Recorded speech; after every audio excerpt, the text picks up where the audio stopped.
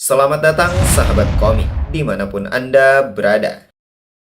Di video kali ini, Mimin ingin melanjutkan cerita The Tale of the Skeleton Messenger, dibuat oleh komikus bernama Ken, bercerita tentang 120 tahun setelah kematian Kaisar. Utusan Kaisar dan mantan anggota kelompok pahlawan Benrera terbangun setelah kehilangan murid kesayangannya karena tanah air yang korup. Ia memutuskan untuk menyampaikan pesan terakhir Kaisar. Ialah utusan yang menyampaikan pesan Kaisar, patuhi kehendak Kaisar pertama. Mimin ucapkan terima kasih kepada teman-teman yang memberikan like dan memberikan komentar positif. Jangan lupa menekan tombol subscribe agar teman-teman mendapatkan notifikasi jika ada video terbaru. Tanpa berlama-lama, langsung saja masuk ke alur cerita. Cerita berlanjut di tempat yang sama di Pegunungan Utara, wilayah suku Redlam pada mansion milik Sothere. Ia mempersilahkan Rock dan Muransame untuk masuk. Rock memegang kedua pipi, berkata, "Astaga!" Melihat petualang kotor dan usang berjalan dengan elegan, membuatnya sangat tercengang.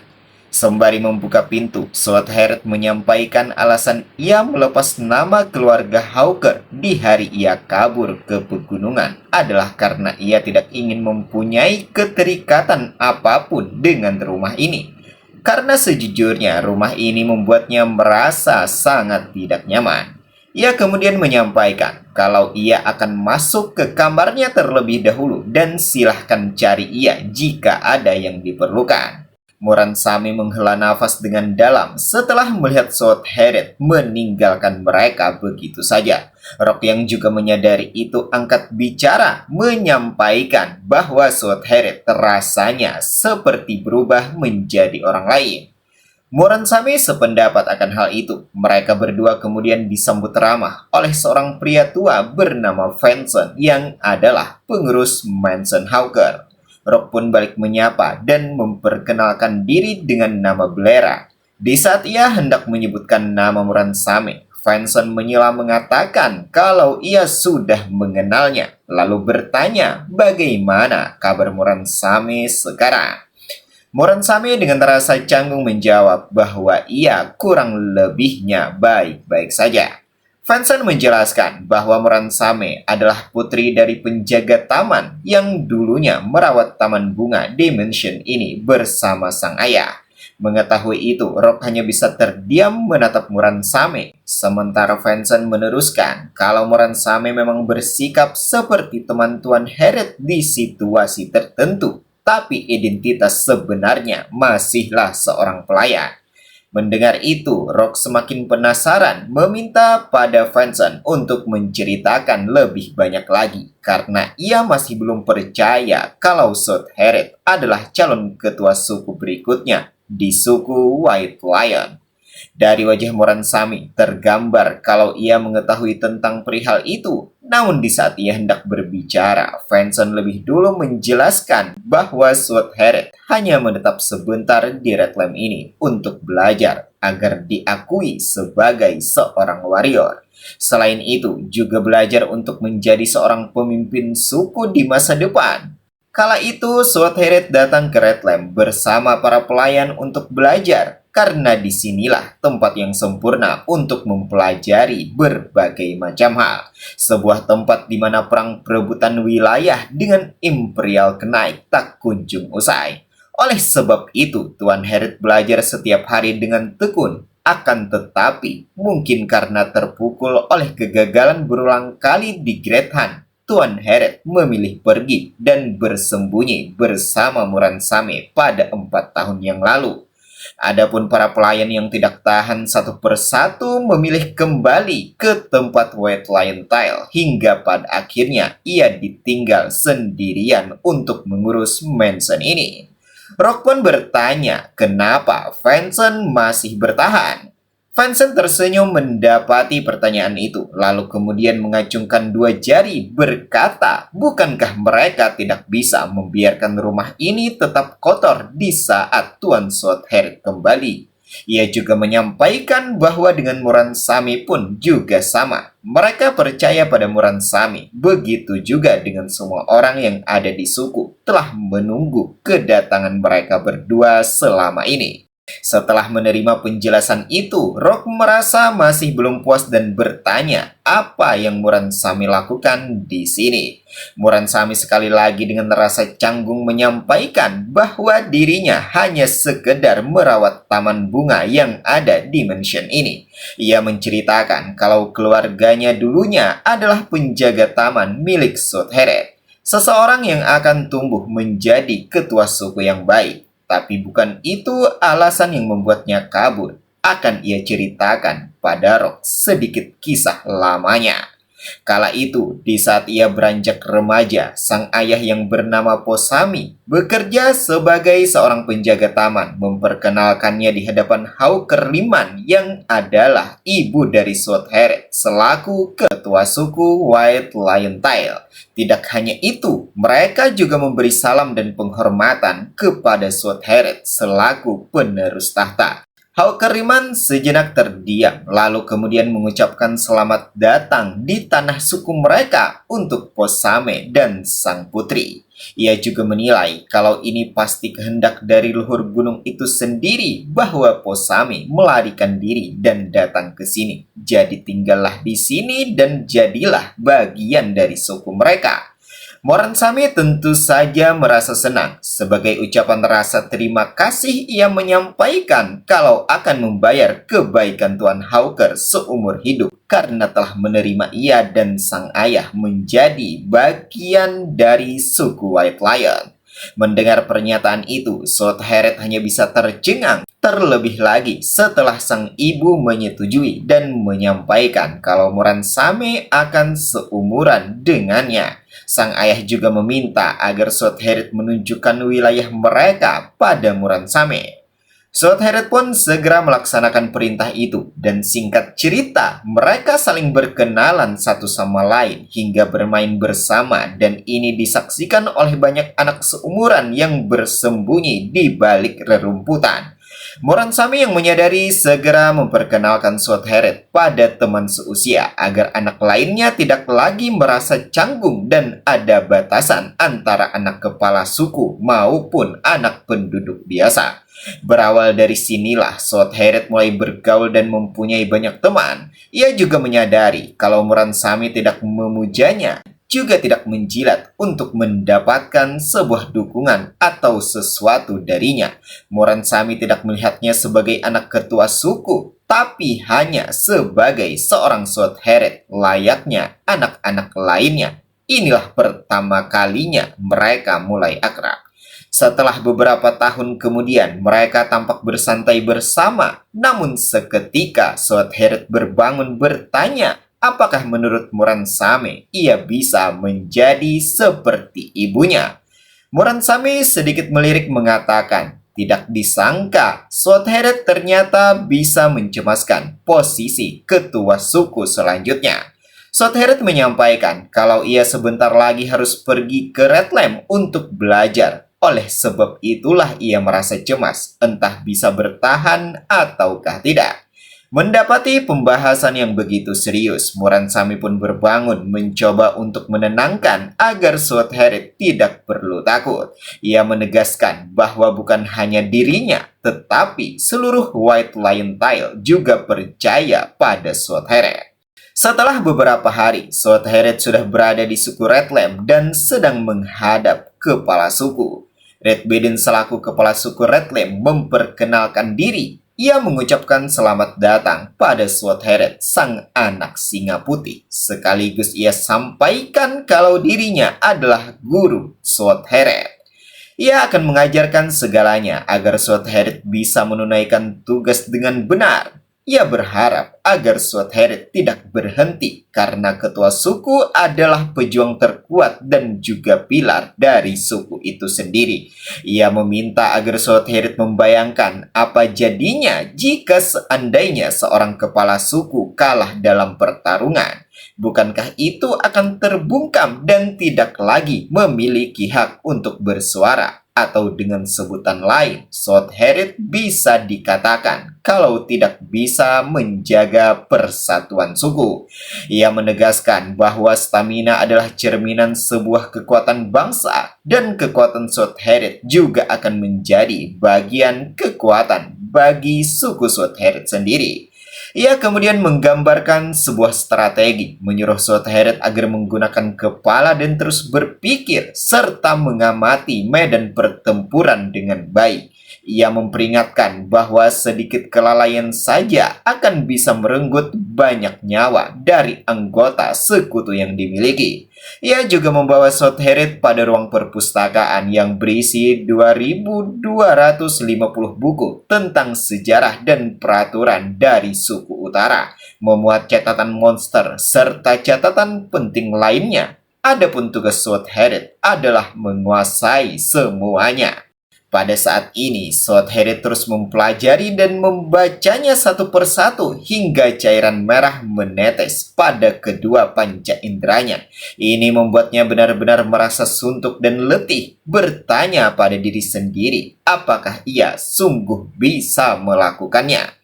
Pertanyaan ini mengingatkannya pada Moransami yang memberikan semangat, begitu juga dengan dukungan orang-orang dari suku White lainnya. Mengingat itu, ia kembali menguatkan tekad untuk terus berjuang.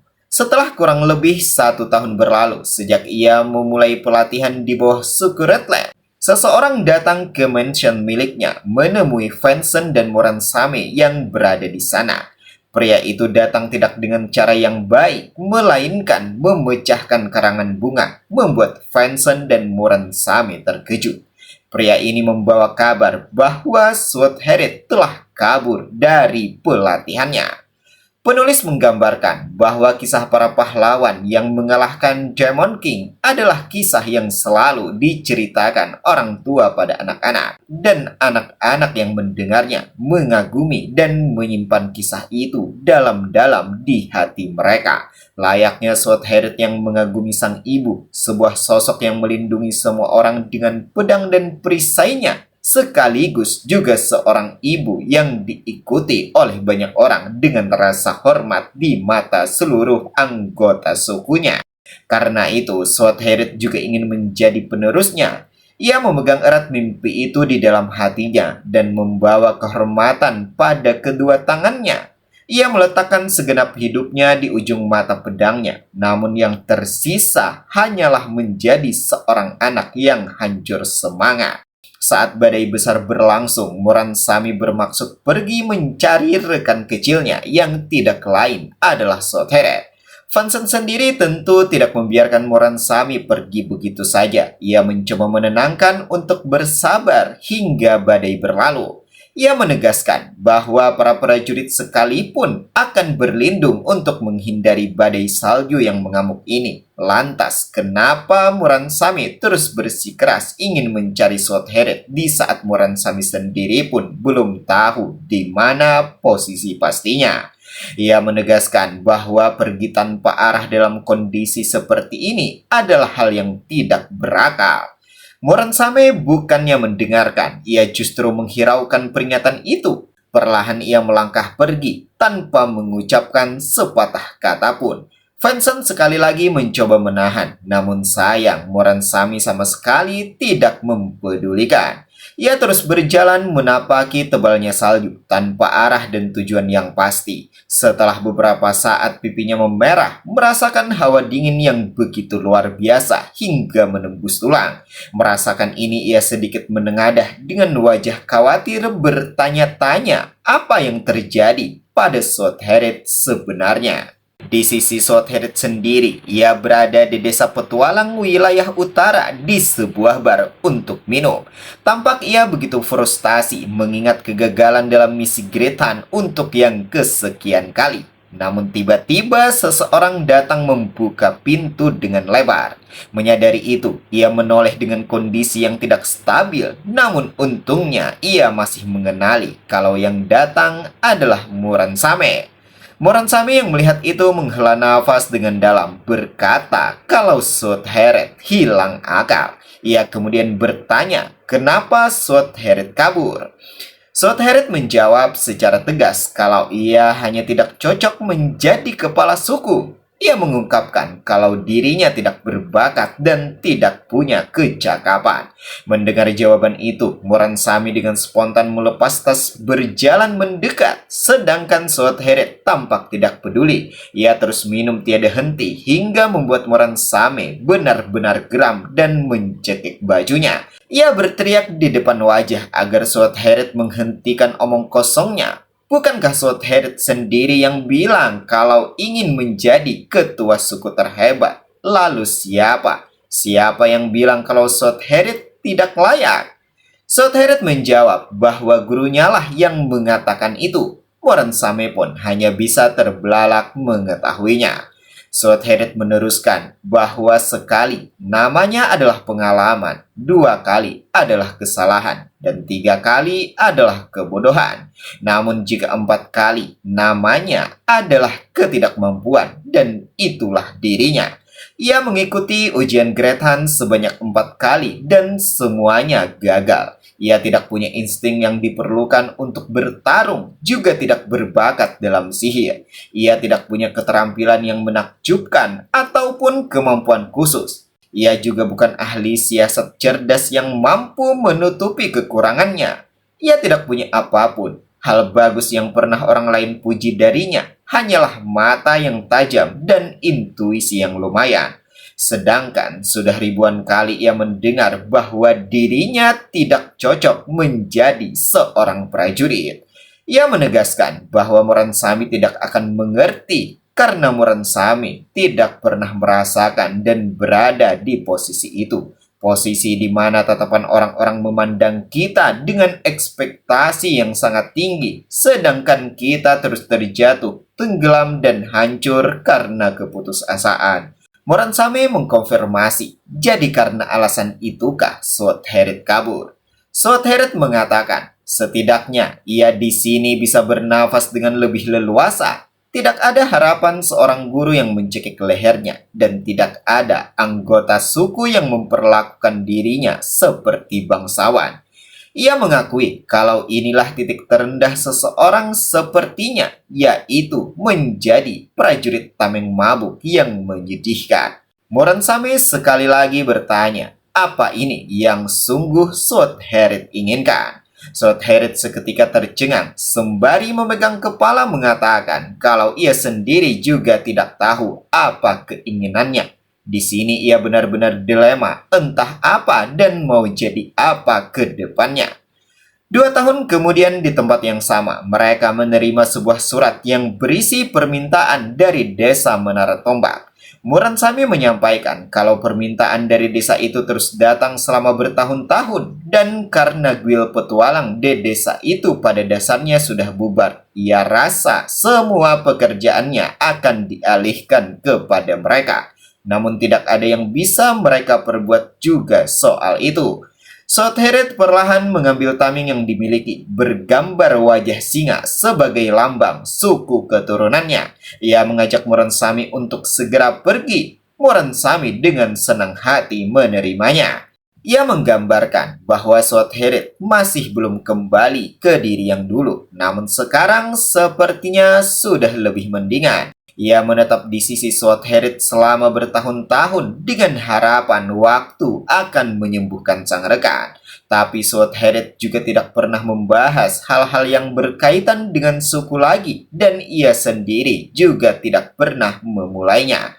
Namun, melihat Sotherit membawa perisai itu membuatnya sedikit merasa lega, yang artinya masih ada kemungkinan kalau Sotherit akan berubah pemikiran. Kalau saja seandainya ada sesuatu yang merubah keadaannya. Dan bersamaan itu, apakah Rock Ingat telah datang di hadapan mereka berdua sebagai seorang tengkorak yang diromorkan banyak orang? Kembali di keadaan sekarang, Moransame meneruskan bahwa awalnya mereka berdua hanya menjalankan misi pengawalan biasa. Namun setelah bersama Rock, ia melihat sosok Sotherit yang dulu lagi. Ia mengungkapkan kalau kemampuan Sotherit bukanlah menjadi prajurit dengan tameng, tapi ia rasa lebih mirip dengan kemampuan yang Rock miliki. Ia kemudian menoleh dengan pipi yang memerah, mengakui kalau dirinya tidak terlalu pintar. Karena itu, ia tidak bisa menjelaskan dengan benar. Ia bertanya, bukankah di saat sebelumnya Rock ingin menerima mereka berdua, terutama Southhead sebagai seorang murid? Ia meyakinkan Rock bahwa Southhead mempunyai bakat, kemampuan, dan semangat juang yang cukup. Hanya saja Southhead diajari oleh guru yang salah. Itu saja. Sedangkan apa yang Southhead butuhkan adalah... Sebelum kata-kata itu selesai, Rock menyela menyampaikan kalau ia rasa ia mengetahuinya. Yang diperlukan hanya satu hal saja. Beralih pada Southhead, dari pintu kamarnya terdengar sebuah geduran yang membuatnya terbangun sembari bertanya siapa di sana. Tepat setelah pertanyaan itu, yang didapatkan bukanlah jawaban, melainkan sebuah tamparan yang menembus pintu itu. Southhead tentu saja terkejut dan sekali lagi bertanya, apa itu? Siapa di sana? Sebuah suara terdengar memanggil namanya, menyampaikan kalau sang pemilik suara adalah seseorang yang mampu mencairkan bekunya hati Southhead. Itu tidak lain adalah Rock. Ia mengeluarkan suara yang menggema, mengajak Southhead untuk latihan. Tanpa membuang waktu, ia menyeret Southhead dan meminta untuk menyudahi bermainnya. Lewatkan 1 hari pelatihan dengannya dan ia akan tahu. Lewatkan 2 hari, maka musuh akan mengetahuinya. Mulai sekarang, jangan sekalipun Southhead berpikir bisa istirahat sampai mati. Southhead tidak dapat melawan. Ia hanya bisa bertanya dengan rasa heran, kenapa Rock berbuat seperti ini? Padahal Rock baru saja mendengar kisah sedihnya. Rock bukannya menjawab, ia justru memukul kepala Southhead meminta untuk tidak banyak bicara. Namun ia sendiri sebenarnya juga bingung. Bagaimana bisa Southhead tahu kalau ia dan Moransame telah membicarakan masa lalunya? Moransame mengatakan kalau Southhead mempunyai telinga yang tajam. Rock meminta agar Southhead tidak perlu khawatir. Ia tidak akan melatih setengah-setengah karena Southhead sudah menarik perhatiannya. Untuk mendapatkan hati Southhead, ia memuji kalau Southhead adalah anak yang pintar.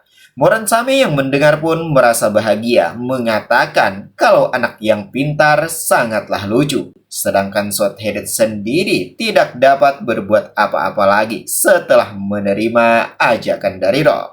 Cerita beralih di wilayah garda pertahanan pesisir laut pada seorang defender yang masih bertahan dalam kondisi tersengal. Sembari mengatur nafas, ia memanggil para rekan. Namun sayang, tidak satu pun terdengar jawaban karena mereka semua telah tewas.